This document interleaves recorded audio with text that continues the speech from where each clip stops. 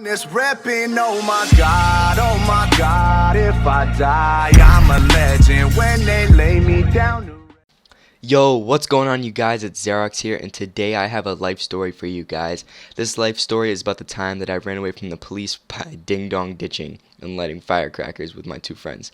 So basically, this story starts off, me and my friends just chilling at one of our friends' houses, not my house, one of my other friends.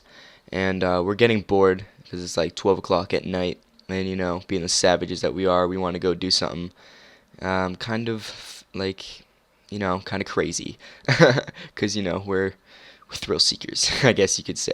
So we always like sneak out. So we thought about sneaking out, and we thought about what we wanted to do. We said my friend came up with the idea of ding dong ditching, and at first I was like, you're so stupid. Why the hell would we fucking ding dong ditch?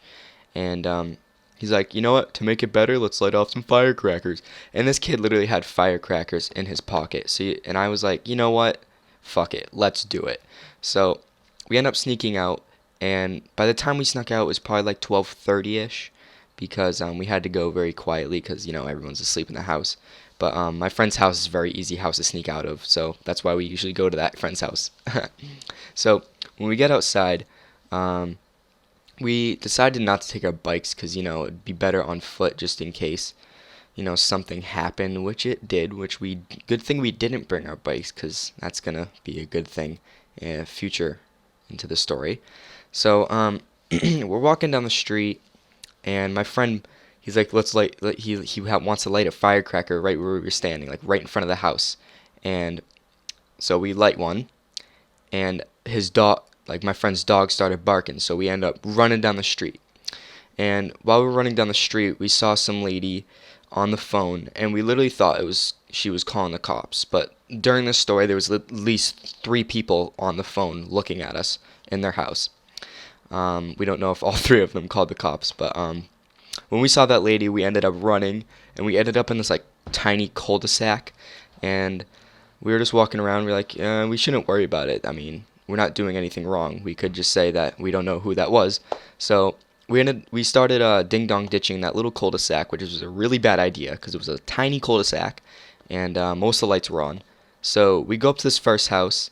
There's a taxi, and there's some kind of like weird car. Like this house looks sketchy. Let's do this house. So I run up to the house. I hit the doorbell. When me and my friends, we all bolt back, and we're running down the street. And he turns on his light. He comes outside, and he says, and he doesn't say anything. He just like looks around. He sees no one. Move on to the next house, and ending up 5 houses later, we end up seeing an SUV drive by, and it said my town. I'm not gonna release my town, but it said my town police, or PD. And we're like, oh my God, someone called the police. And we, being the age that we are, we start freaking out, like, oh my God, dude, where should we go? How do we get out of here? And while we were explaining our plan, we saw a cruiser drive right past us, coming down a corner, coming our way. So we bolt into someone's backyard, and we're hiding behind this tree, right? And a cruiser just drives right by, slows down, and we bolt back, and we literally chill in someone's greenhouse for an hour, like a straight hour in like 30 minutes, I would say. So while we're just waiting there, we're all, we're planning out, and we keep seeing the 2 cop cars, the cruiser and the SUV, just driving around a little cul-de-sac. It's literally like a little square cul-de-sac, and we're just chilling in the greenhouse. We don't know what to do, and we ended up walking through the woods a little bit because there was a little woods area. And when we walked through the woods, we ended out in someone else's backyard. And me and my friends, we peeked out. We were hiding like on the side of the house. We peeked out, and the cop saw us and turned on his sirens. So, and we looked on Google Maps, and there was like a way to his house if we just go straight from where we peeked out, and like straight into the woods if we just follow the woods, and we'll end up at his house. So the 2 cops turn on their sirens because they literally have a roadblock, like literally waiting at the exit of the cul-de-sac. So the two cops turn on their sirens. They're coming our way, and we just run straight across the street as fast as we could.